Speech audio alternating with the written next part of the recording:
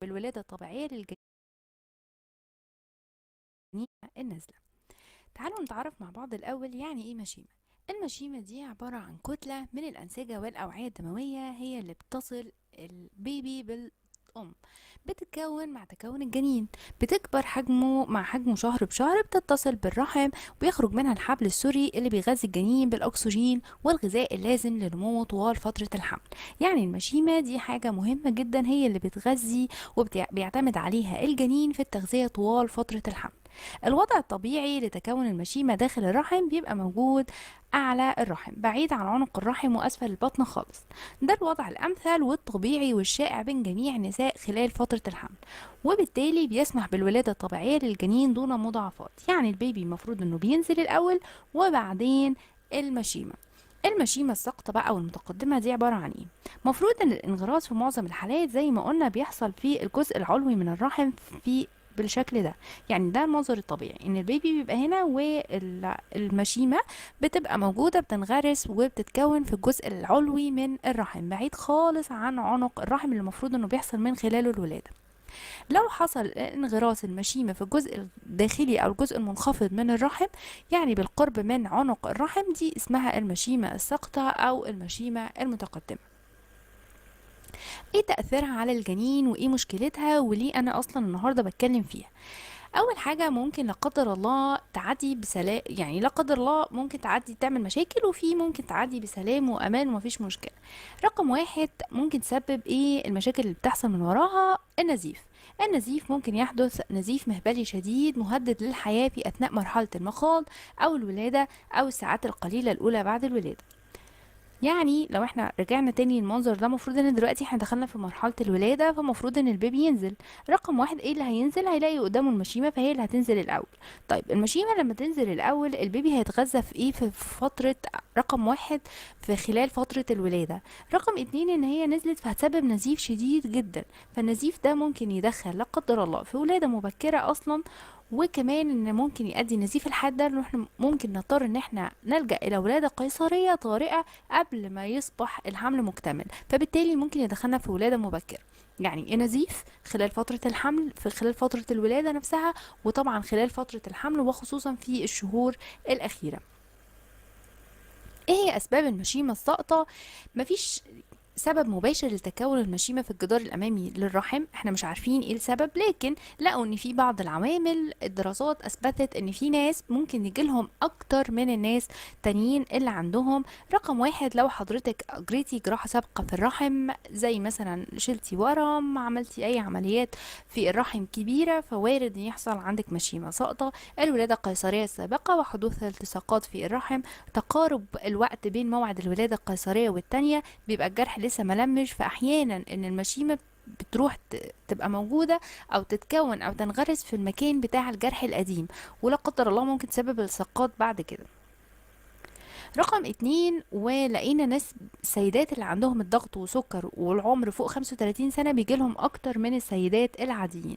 الإصابة بحالة المشيمة النازلة نفسها في حمل سبق، يعني لو حضرتك كنتي قبل كده عندك مشيمة الساقطة دي، فوارد في الحمل اللي بعده يحصل لك نفس المشكلة. وضع الرحم غير طبيعي، يعني الرحم المقلوب، هو ده وضع الرحم العادي بيبقى مفروض كده. ممكن بقى الرحم يبقى بالمنظر ده أو بالمنظر ده، فده اسمه رحم مقلوب. فده وارد يبقى من اكتر العوامل شوية عرضة للمشيمة الساقطة اكتر من الناس العاديين.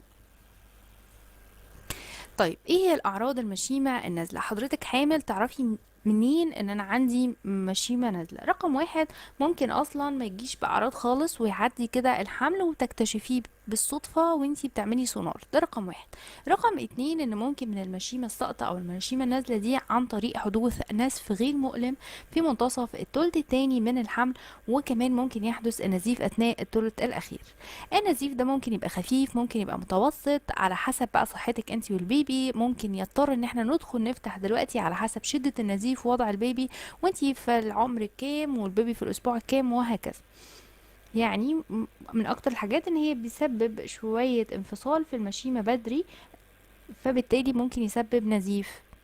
هي دي من الأعراض الأساسية. يعني لو حصل عند حضرتك نزيف في التلت التاني أو التلت الأخير من الحمل، أول حاجة بندور عليها هي المشيمة الساقطة.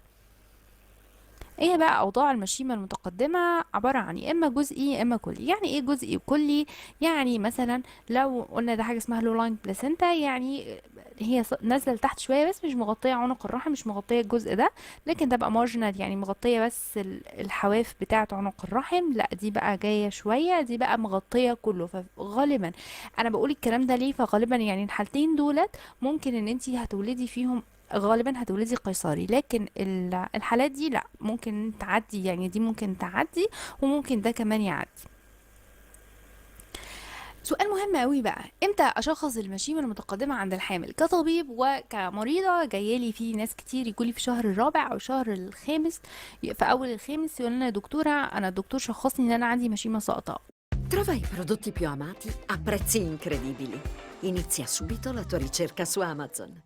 وانا كده هولد قيصري وهي بتبقى لسه اول حمل. هقول لحضرتك ان التشخيص طبعا احنا بنشخص بالسونار. ما ينفعش ان انت تقرري ان انت عندك مشيمة ساقطة قبل الاسبوع 28 من الحمل. ليه؟ يعني اراوند الاسبوع الشهر السابع تقريبا. ليه بقى؟ دي علشان خاطر بيبقى في عندنا بالمنظر ده كتير سيدات كتير بيجوا المنظر ده اول ما الرحم يكبر وبالتالي بيزداد حجمه، فكمان بيزداد حجم المشيمة، فبياخد الجزء ده كمان، فبتطلع المشيمة فوق، فبتبعد خالص عن عنق الرحم. سيدات كتير جدا بيبقوا من اول الرابع والخامس بيبقوا المنظر ده، يبتدي السادس والسابع الرحم يكبر يشد البلاسينتا او يشد المشيمة معاها، فبالتالي انت حضرتك ما تبقيتيش مشيمة متقدمة خالص. وناس كتير سيدات كتير بيولدوا طبيعي وما يقلقوش، والدنيا المشيمة بترفع لفوق. فده عشان خاطر حضرتك قبل الشهر السابع ما ينفعش خالص تقرري اذا كانت المشيمة مغطية جزء كبير او حضرتك عندك مشيمة متقدمة، وبناء على انك تقرري ان انت تاخدي قرار ولادة قيصرية او ما شابه. ايه بقى علاج المشيمة المتقدمة؟ اعتمد التعامل مع المشيمة المتقدمة على كذا عامل زي ما قلنا. رقم واحد هي وضعك الصحي انت والجنين. يعني حضرتك تعبانة، حضرتك في نزيف جامد، نزيف شديد لا قدر الله ممكن يأثر على حياتك وهكذا، فبناء عليه بالقرار بيبقى كده. مدى تقدم حملك، يعني انت لو انت بعد الاسبوع 36 اسبوع 38 والبيبي كويس وصحته كويسة، هندي حقنة الرئة وحضرتك هتدخلي تولدي في الوقت ده، ما فيش منه مشكلة. اما لو حضرتك كنت لسه في الاول فاحنا هنضطر ان احنا هناخد علاجات مثبتات حمل اكتر، هنلجأ للراحة، هنلجأ لحاجات بقى علشان خاطر صحة البيبي وهكذا، على حسب حضرتك في الشهر الكام او في الاسبوع الكام. لا قدر الله حصل نزيف قبل كده او ما حصلش، لو حصل نزيف ونزيف شديد او نزيف خفيف ويقدر ان انت تتعاملي معاه، هيبقى التعامل مع الشكل ده غير التعامل بالشكل ده خالص. زي ما قلنا حجم طفلك وتطور نموه، يعني لو النزيف ده اثر على الطفل بتاعك وبدأ يدخل في مشاكل وبدأ بعد كده يأثر على لا قدر الله يدخلنا في بريماتيوريتي او ان هو يتولد فيه مشكلة، لا فهو برضو احنا بنقرر بناء على تطور الطفل بتاعك. ادي ده كده بالمنظر ده، دي هتبقى طبيعية، هتبقى دي برضو فيها جزء، لكن ديت غالبا دي اللي بقى الحالات اللي بنولد فيها قيصرية وما بنستناش بقى ان احنا يحصل نزيف وهكذا. طيب ازاي بقى حضرتك كسيدة حامل وعندك مشيمة متقدمة تتعاملي عموما؟ يعني الحاجات اللي فاتت دي الطبيب اللي بيقررها، لكن حضرتك تتعاملي ازاي؟ رقم واحد الراحة التامة وتجنب المجهود تماما والحركة المفاجئة وصعود ونزول السلالم. حضرتك هتريحي خالص، يعني احنا بنقول ان انت تريحي نفسيا وبدنيا وكل حاجة.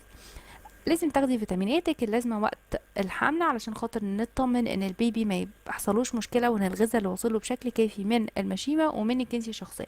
هتتجنبي السفر تماما وقياده السيارات لمسافات طويله، علشان احنا عايزين استقرار، مش عايزين عنق الرحم يفتح لا قدر الله، لان اول حاجه هتقابله هي المشيمه وبناء عليها هينزل نزيف ولا قدر الله ممكن ياثر عليكي انتي والبيبي بعد كده.